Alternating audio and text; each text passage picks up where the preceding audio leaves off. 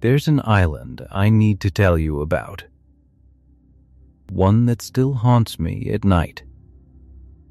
I didn't grow up in some big city. Just trees, water, and more freedom than any kid should have. Boating was my favorite thing in the world.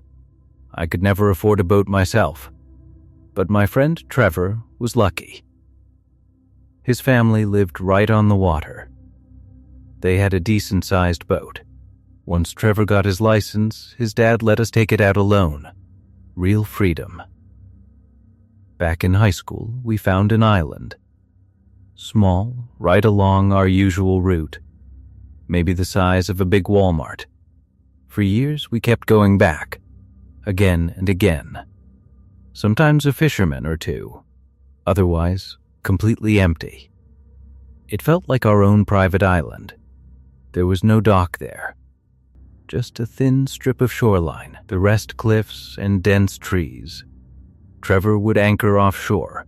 We'd swim the rest of the way in. Sounds like a hassle. It wasn't.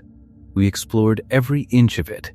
We even placed markers so we'd never lose our way.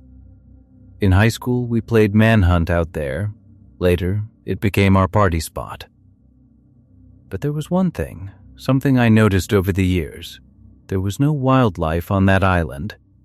No birds. No nests. No small animals. Not even bugs.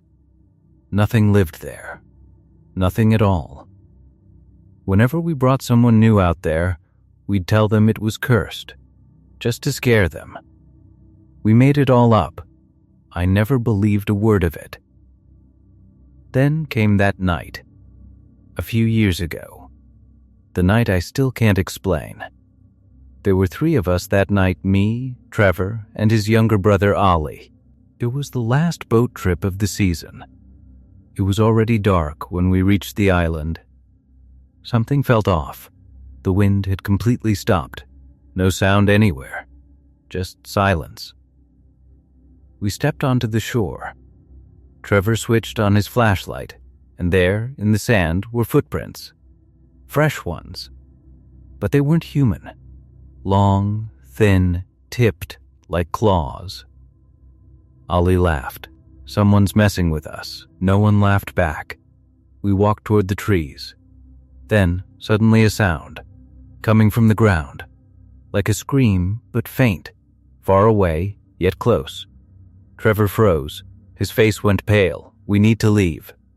Now, he said. We ran for the boat. But when I turned around, Ali was gone. We screamed his name. No answer. Just that same faint scream. Getting closer. And then we saw it. Standing between the trees, shaped like a man. But it wasn't a man. Tall, hunched, eyes glowing in the dark. And at its feet, Ali stood there. Completely still. Completely silent. Like something had been taken out of him. Trevor grabbed my arm and pulled me back. We reached the boat, started the engine, and tore away from that shore. That same scream followed us across the water until we were far enough to lose it. The next day, we went back. With the police. But the island was empty. No footprints. No Ollie.